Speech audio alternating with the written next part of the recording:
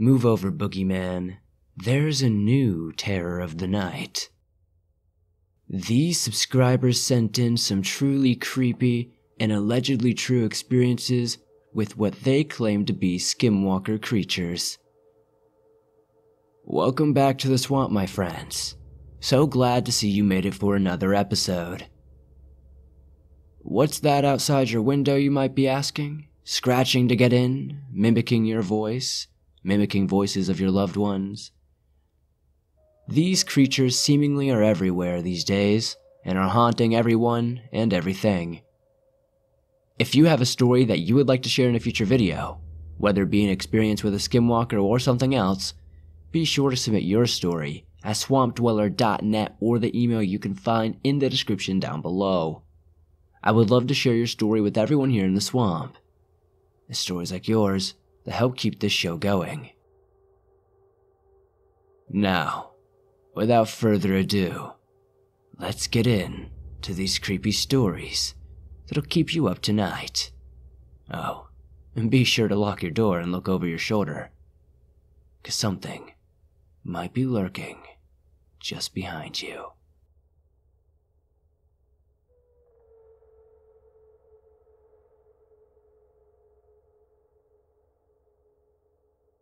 My apologies, because I'm definitely not a writer, so I'm just going to try to tell you my story exactly how it happened.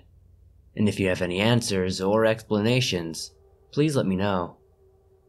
For some basic background information, I'm 16 and I live in the western United States, and I am active in rodeo. This happened in late winter. My brother and a close friend, who for the sake of the story we will call T, got permission from a local reservation to use their arena to practice roping. We got there early in the morning, so we would have all the time we needed. Now, mind you, my brother's horse and T's are both very even-tempered, and don't spook very easily. My mare, on the other hand, will panic at the littlest of things. She can be a handful most of the time, to be quite honest. Since the moment we got there, all of our horses seemed to be on edge. We shrugged it off and figured once they got to know their surroundings a bit more, they should be fine. After spending the better part of the day throwing ropes and chasing cattle, we decided to go for a ride on the trail and explore the area. By now, the horses seemed to have calmed down quite a bit. There is a river that ran close to the arena, so we decided to go explore down and check down to the river and give the horses a drink. Once we got about 30 yards away from the water, we could smell what could only be described as a rotting dead animal. Then something in the tree line caught the attention of all the horses, and after that, mine flat out refused to go any further. Being tired from a long day and frustrated by my horse's lack of cooperation, we all decided to call it a day. By this time, it was too late to load our gear and horses and take them back, so we decided it was just best to leave them there for the night and stay at T's because she lived closer to my brother than I. We got their stalls ready for the night, got them fed and watered, and headed over to one of T's family friends who offered to cook us dinner. After some good food, good laughs, and a few good games of pool, the weird encounter by the river was out of mind. When 9 o'clock rolled around, we all wanted to get some sleep, but I wanted to check on the horses one last time before we left, and when I mentioned this to T, his family friend warned me not to go there alone at night. Wanting to respect that, T offered to drive down with me. We got in the truck and headed back to the arena. It was only about a half a mile drive, but the road was very icy, so we had to drive slower than what I thought would have, been possible, to be honest. Before crossing the bridge that went over the river, this feeling of dread hit me like a ton of bricks. I looked out the window just to be met with those glowing, yellow eyes I will never forget. They are hard to describe.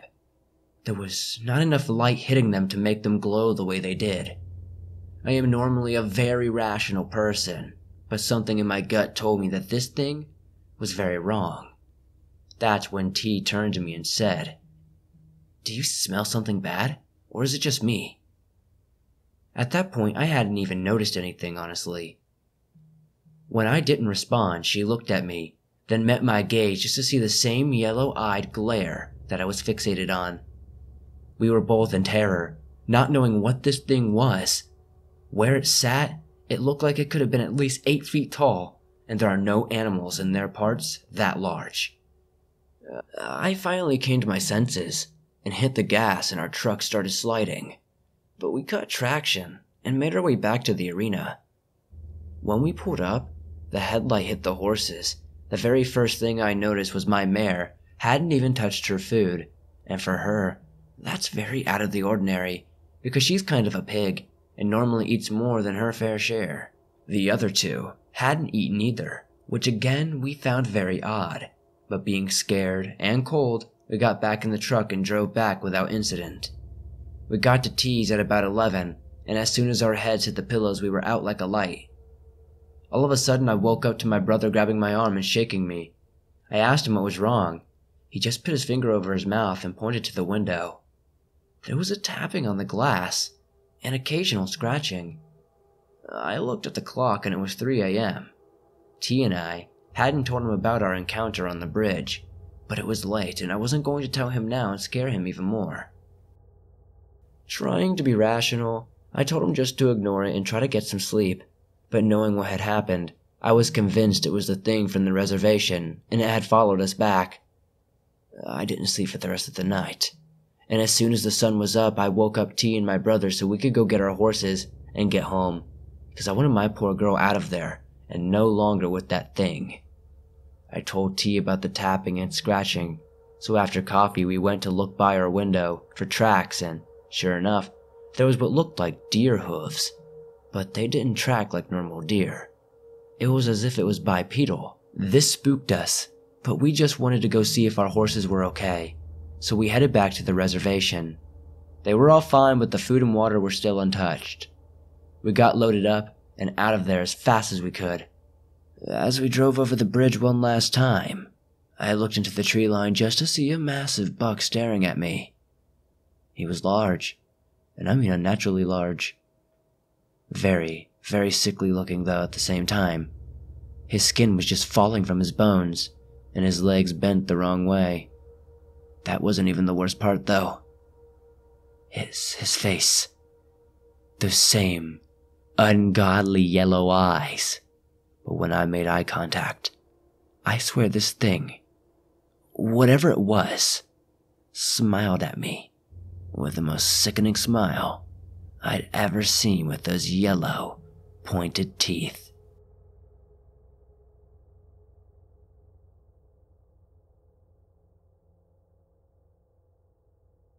I've never really believed in the paranormal or humanoid creatures before, but when I was 16, I and my close friend used to love to hunt. Now, we lived in Texas, and this had to be around October or so. We were in a hunting stand that my friend and his dad built a few months back. We were sitting up there. It had to be around 10 p.m. We had 2 rifles and were hunting wild hog that's very overpopulated in the area. Plus, they were digging holes in my friend's yard and uprooting everything. My friend's yard was around 4 acres and had 2 ponds. One was on the side of his house and the other was in the very front. So, we were in the hunting stand, and this was located to the back left of the upper front pond, closest to the house. We were sitting there, staring at some clearing at the very back of the yard behind the pond, waiting for some hogs to come to the feeder about 80 feet in front of the stand. When we finally saw what we thought was a deer. We soon found out, though, this was not a deer, but something very, very wrong. On our rifle we had infrared flashlights. They shined red, and if you didn't know, most animals can't see infrared. Shining these lights at the clearing, we saw what we thought was a deer, but legally we weren't allowed to shoot at them because it wasn't deer season, so we waited for it to pass. But it just stood there, looking at us, like it was fixated on me. Then, the absolutely unthinkable happened. the deer stood up on its hind legs. Me and my friend were shocked and started yelling. That wasn't a good idea. This thing screeched in what could only sound like a metallic yell. My hair stood up on the back of my neck as this thing sprinted at us with a sort of zigzag type of formation. Without hesitation, I pointed my rifle at it and fired 2 shots, one of which I believed hit the thing. It fell on its back, catching itself, allowing me to properly see it. This creature was pure gray. It looks extremely skinny, and the main reason we thought it was a deer was because of the rack of antlers on its head.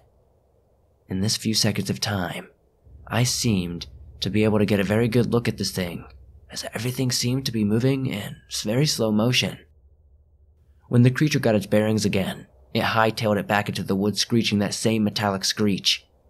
Now, if anyone knows what this could be, please let me know. I would love to know.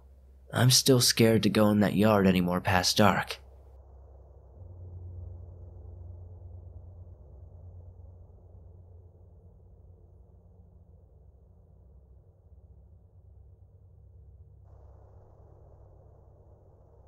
My older cousin Ray told me about some experiences he's had with what he believes to be skinwalkers. We are both Apache, but he has some Navajo blood in him. About 13 years ago, he was a part of a church group that drove to various locations with pastors. He said on this one trip into the Navajo reservation is when he had one of his first skinwalker experiences. He was with a pastor, and her, along with my cousin, had just got done attending a meeting at a church that was on a dirt road some long distance away from the nearest paved main road. He said it was sometime in the night, and the service was over. They made their way back to the vehicle. Driving off, he noticed that the pastor was speeding incredibly fast down the rugged road, going almost 50 and not saying anything to Ray. The pastor was usually very talkative and vibrant on drives, but this was something he's never seen from her. Then she told him, "Don't look out the windows, look straight ahead." He became uneasy and confused as to why she had told him to do this, but he just did as she asked. Ray knew that they were coming up to the end of the dirt road soon, and tried to keep calm till they got there, especially with how fast they were going. Then suddenly, he noticed something outside his passenger window. Ray said he tried to keep his eyes focused forward, but when he couldn't help but glance, then he saw something that he couldn't understand. He paused and told me, "I saw a dog. The dog was huge, grayish-brown, and running right alongside me." He knew they were driving almost 60 now, but this creature was able to keep up with them. Without even 2 seconds passing since he looked at it, the dog's eyes glanced at him and made eye contact. Ray was scared stiff, and then the creature quickly turned, directly facing him. Ray got the ugliest chills as the dog carved out the most curved, human-like ear-to-ear smile with the widest owl-eyed stare. All this as the dog continued to run alongside the vehicle. Then, as they hit the main road, the creature suddenly shot back and disappointed into the night. Ray and the pastor drove quietly, and the silence broke when she asked, "You saw it, right?" Ray quietly responded, "Yeah, I did." She calmly told him that that's not the first time that's happened when she has visited this area. She said that whenever she's out here, she drives fast. And as the elders always say, don't look at the windows or in the mirrors when you drive at nightfall.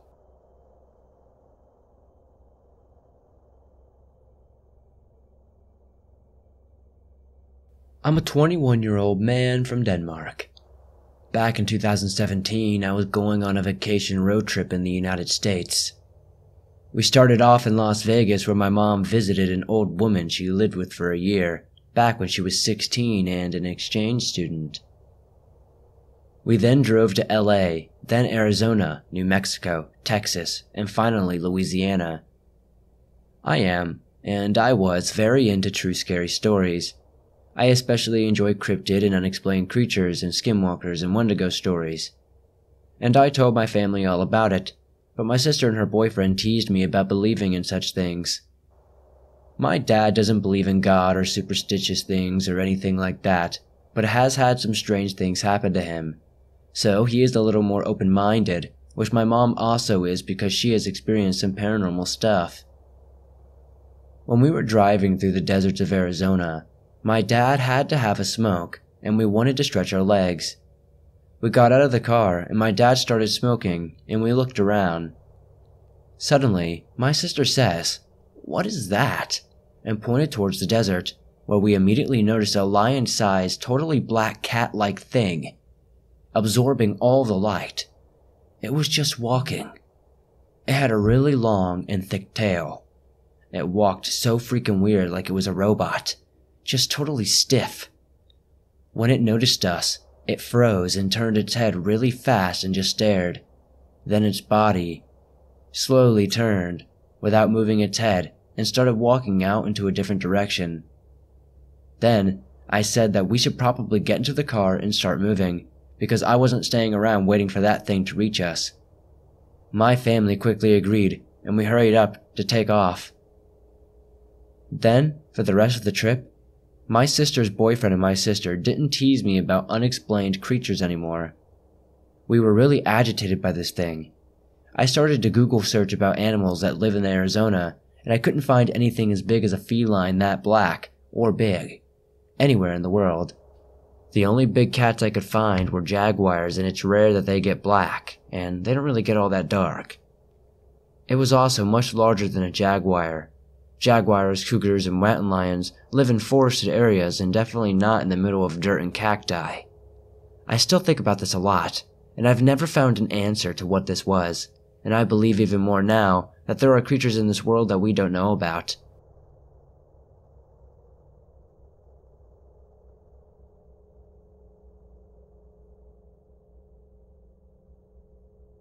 So I have been kinda wanting to share my creepy encounters and experiences for a while, but what my sister told me a few days ago made me want to share this possible Skinwalker encounter. I'm Native American, and so is my father and siblings. My mom has very little, but there is some. We aren't involved with any tribes, but I do enjoy looking, reading, and trying to be active in Native culture. There are also plenty of tribes in the state that I live in. A few weeks ago, I was asking my dad about the tribes around here and asking if there was a possibility that skinwalkers could be up here. He kinda avoided the question, but did tell me that a tribe up north was notorious for murders, both by members and unexplained ones. I tried seeing if I could get any more answers from him, but he would not give up anything else. Now, time for the actual encounters. Both my sister and I have experienced them the most, but my brother has also had some unexplained scratching and whispering at night. It was rare, but it did happen. The encounters started at the beginning of the summer in 2017. Now, my sister and I share a room.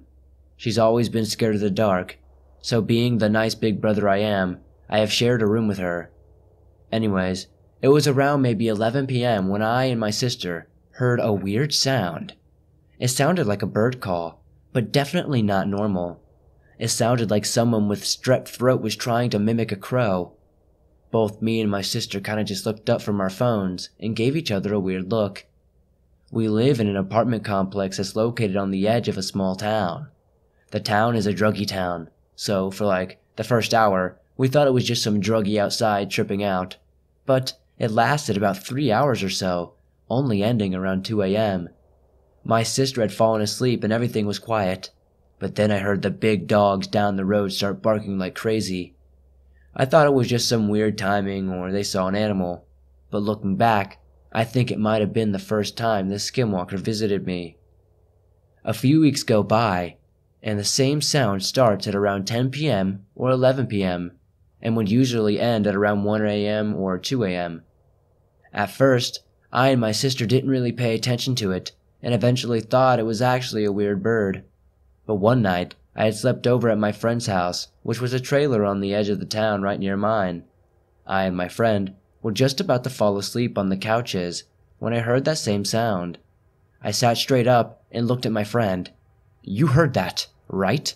I asked her, thinking it was imaginary. "Yeah, it sounded like a bird. Why?" She told me back, probably thinking I was crazy.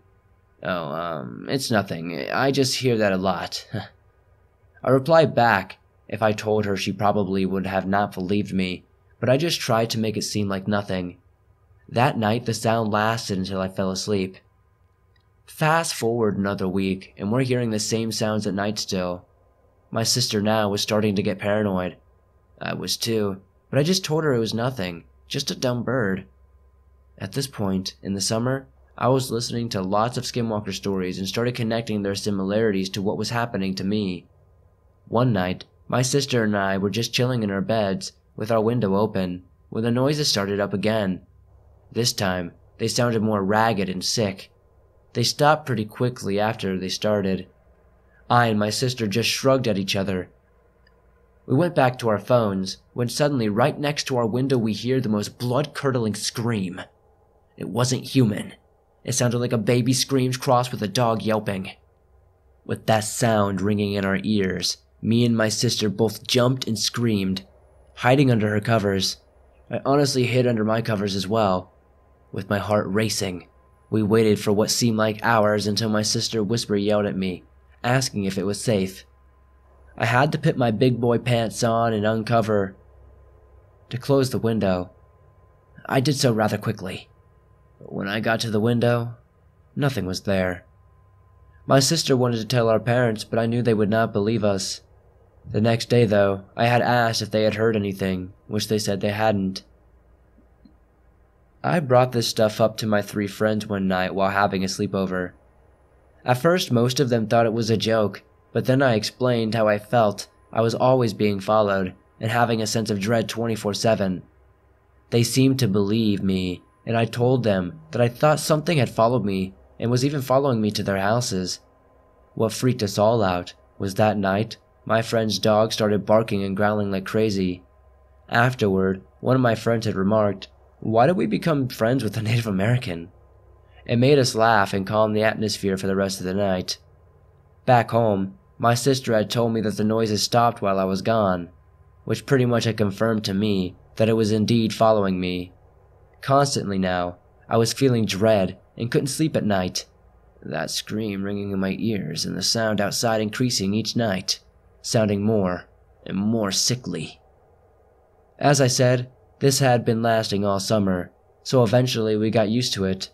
Sometimes it sounded like there was more than one, but as long as it didn't get worse, we didn't care.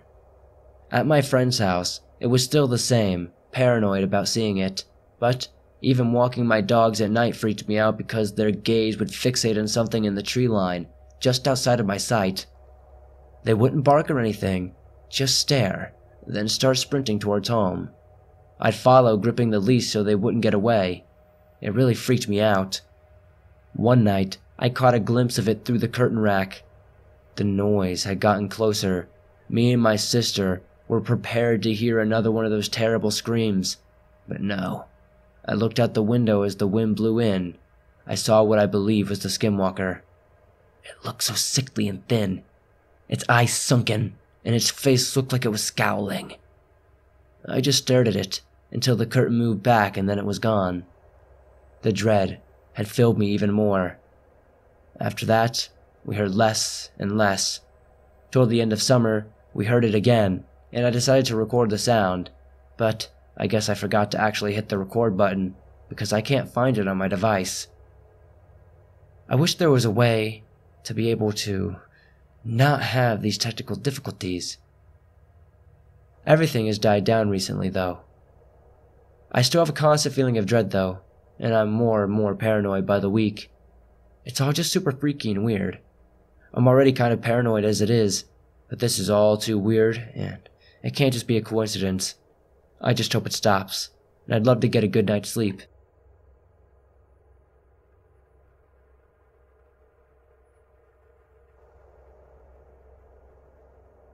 When I was younger, I preferred to spend time at my great-grandmother's house rather than my own.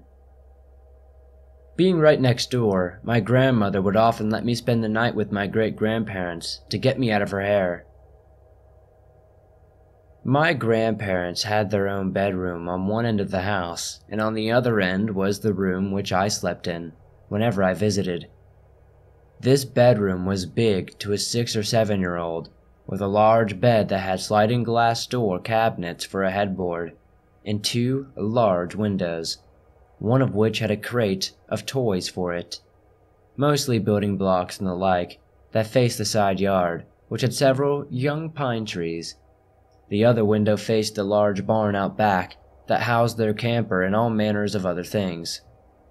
Before I continue, I ought to mention that I'm a quarter Native American, of the Miami tribe, to be specific. My mother was adopted by a family whose heritage was distinctly French. While my grandmother wanted my mother and I to have nothing to do with our heritage, my great-grandmother embraced it, but never kept it from us, and even taught us a little bit about it. Me far less than my mother, since I was way too young to understand much before she passed. One night when I was sleeping over at my great-grandma's house, I woke up when the motion-detecting floodlight on the barn out the back turned on. The room was flooded with light, and I could see everything was clear. Unable to go back to sleep, I got up and decided to play with the blocks until the floodlight went out, and I could go back to sleep.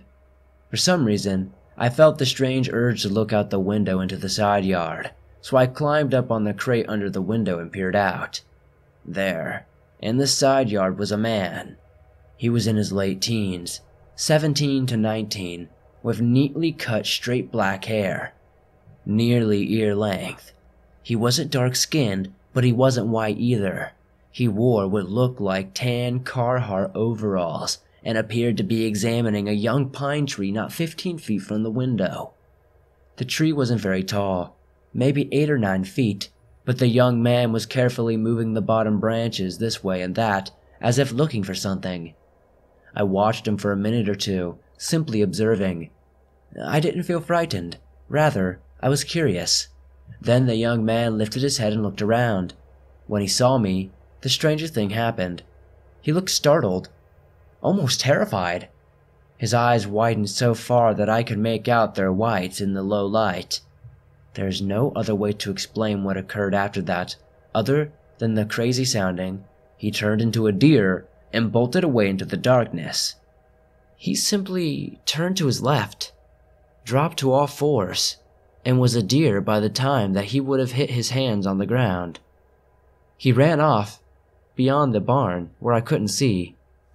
I don't remember the conversation I had with my grandmother about this in the morning, only that she seemed upset and was tight-lipped, and that she and my great-grandfather went out to look for that exact tree later that day. They didn't find anything, and my grandfather didn't want to hear about it anymore, so I shrugged it off. Years later I would learn what skinwalkers are.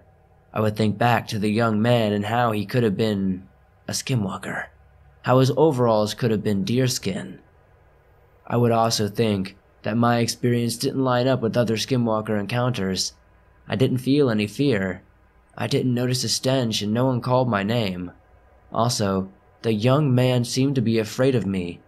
Then again, I suppose if I were looking for something and I saw a small child staring at me at a window, I'd probably be pretty freaked out too. As time went on, I had for the most part convinced myself that I had just happened to have witnessed a teen boy hunting illegally in our property, and my startling him startled the deer he was after, and my child brain just processed it strangely. That is, until I decided to bring up the concept of skinwalkers to my mother. I had told her about what I could have possibly seen one day when I was a child. When she said, "Oh, you saw the Birdman too, huh?" My belief that I misremembered a teen boy hunting shattered. She wouldn't say much about it when I seemed confused, simply stating, "Oh, there was an old balding man who would dance around the roof with his belt made of feathers, and when I would go out there to yell at him for being so loud, he'd smile at me and fly off like a bird."